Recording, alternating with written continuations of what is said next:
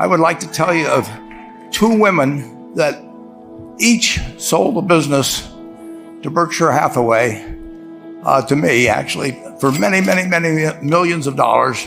Both of them started with $2,500. By a coincidence, it was the exact same amount. It was everything they had in the world.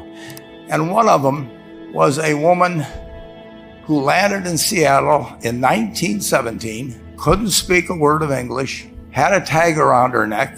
The tag said Fort Dodge, Iowa. The Red Cross got her to Fort Dodge, where she was reunited with her husband who had come to the country a couple of years earlier. And she lived in Fort Dodge for 2 years. And as she put it, she felt like a dummy. She couldn't pick up the language. She couldn't learn a word. And so she and her husband decided to move to Omaha. So they came to Omaha in 1919. And there she found a small colony of Russian Jews, so she started feeling more at home.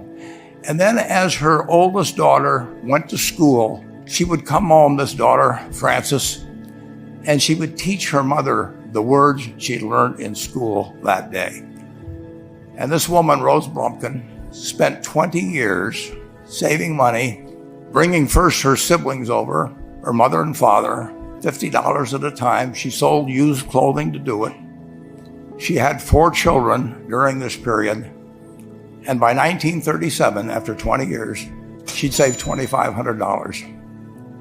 She went to Chicago and she bought what she could of furniture. Her dream had always been to open a furniture store.